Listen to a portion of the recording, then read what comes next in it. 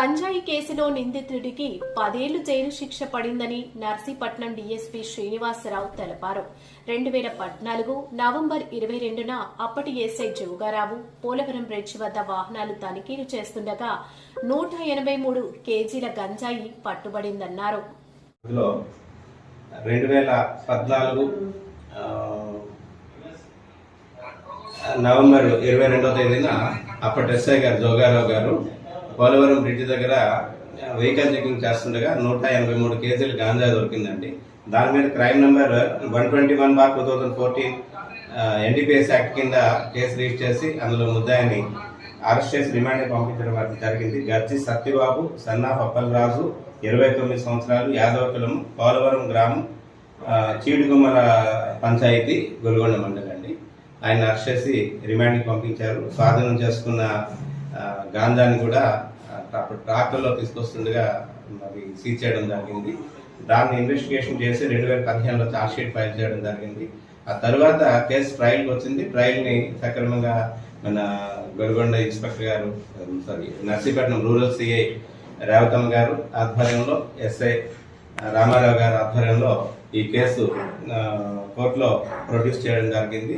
ఆ కోర్టులో ఈ వాదనల్ని జిఎస్ఎన్వి ప్రసాదరావు అని చెప్పేసి ఆయన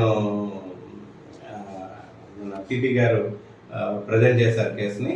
ఈ రోజున court honourable first additional session judge గారు జడ్జిమెంట్ ప్రొనౌన్స్ చేశారండి, ఏం వెంకటరమణ గారు. ఈ కేసులో ముద్దాయికి 10 సంవత్సరాల జైలు శిక్ష, ₹1,00,000 నగదు ఫైన్ గా విధించారు. ఒకవేళ ఈ ₹1,00,000 కానీ కట్టకపోతే ఇంకొక 6 months జైలు శిక్ష అనుభవించాలని చెప్పేసి జడ్జిమెంట్ ప్రొనౌన్స్ చేయడం జరిగిందండి.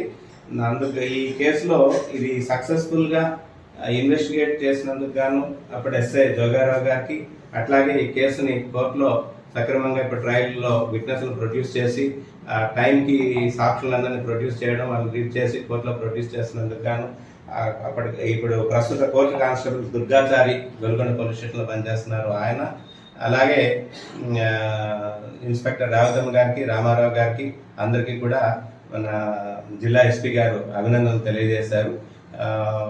అంటే ఎన్డీపీఎస్ కేసులో మన ఇప్పటి వరకు కూడా ఏజెన్సీ వాళ్ళు ఎక్కువగా పనిష్మెంట్లు అవి తీసుకోవడం జరుగుతుంది.